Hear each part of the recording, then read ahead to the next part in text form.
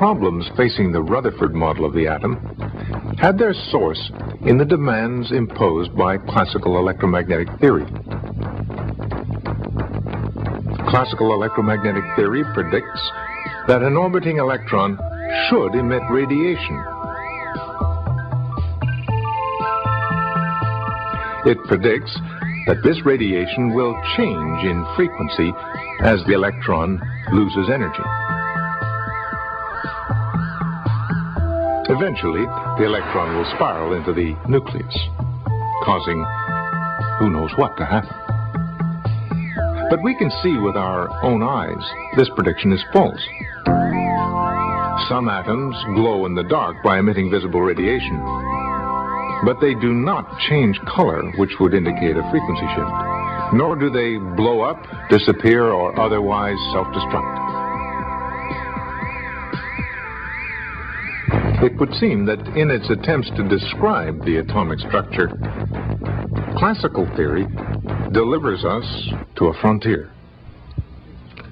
Beyond this frontier, the laws describing some things must be radically different from those envisaged by Newton. Working under Rutherford was a brilliant young theorist, Niels Bohr, who came to the rescue of Rutherford's atomic model. He suggested that the laws governing the motion and behavior of large bodies and particles are inadequate to explain all the motions and behaviors of atoms and electrons. He proposed that an orbiting electron, despite the fact that it is an accelerating charge, does not necessarily radiate energy. A relatively new proposal,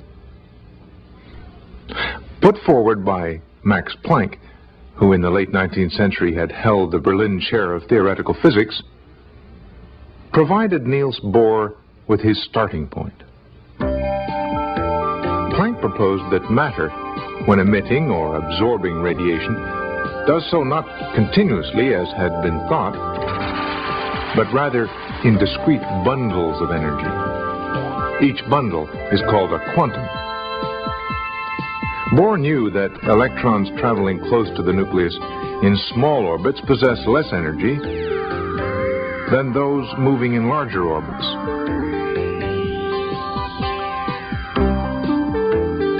This is because an electron near the nucleus is attracted more strongly by the nucleus than one that is further away. Energy is required and work must be done on an electron in order to move it from a small orbit to a large orbit. Bohr reasoned that the energy difference between the smaller and larger orbits must somehow be related to Planck's discrete bundles or quanta of energy. This led Bohr to conclude that around the nucleus of an atom, an electron may occupy only certain precise orbits or energy levels.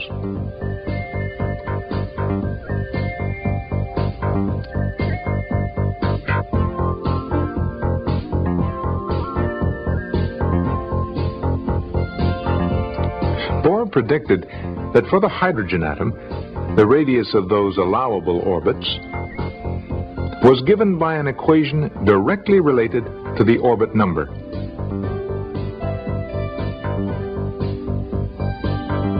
Because the radius depends on the square of the orbit number, the distance to successive orbits increases rapidly. There is no theoretical limit to the number of orbits. Bohr developed another equation to predict the speed of an electron in each orbit.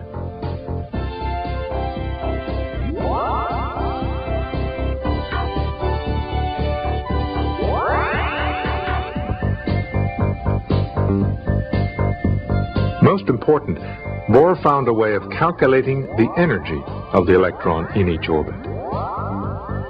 It's a function of the speed of the electron and the attraction between the nucleus and electron, which, as Coulomb's law describes, depends on the square of the distance between them. Using this formula, Bohr predicted the energy levels for each of the allowable orbits in the hydrogen atom. In formulating his concept of atomic structure, Niels Bohr concerned himself primarily with the simplest atom, hydrogen, which has one electron. By calculating the possible energy levels of orbiting electrons, Bohr was able to explain the specific frequencies of radiation that can be detected when hydrogen is under constant bombardment from moving electrons. In Bohr's concept, a free electron may eventually collide with an orbiting electron. Such a collision can transfer energy to the orbiting electron. The question is, how much energy must be carried by the free electron in order to knock an orbiting electron out of its orbit? What is needed is enough energy to overcome the difference between this orbit and another higher orbit. In this case, if the energy of the bombarding electron is less than 10.2 electron volts, there will be no interaction between the target atom and the free electron. But an electron of exactly 10.2 electron volts can give up all its energy to an orbiting electron in the ground state and bounce it up to the first excited state, n equals 2. The free electron will escape from the atom with zero energy. An electron is not limited to a jump to the nearest higher orbit. It can jump to a farther orbit, as long as a colliding free electron has at least enough energy to equal the difference between the orbits in question. In every case, any leftover energy is retained by the free electron.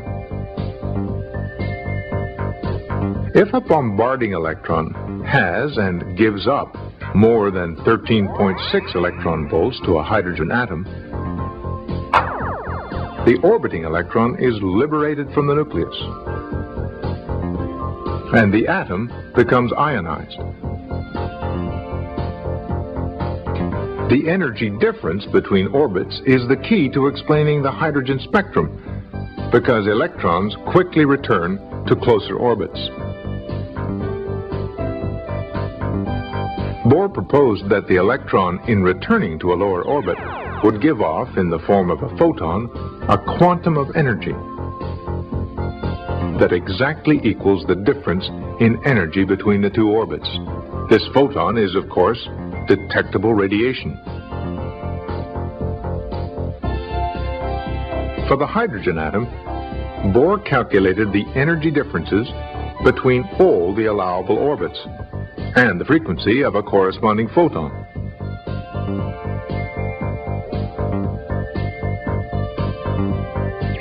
Just how well did Bohr's model predict the hydrogen spectrum?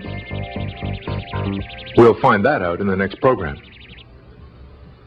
The model was certainly good enough to be a passport for the atom to enter into the world of modern quantum physics.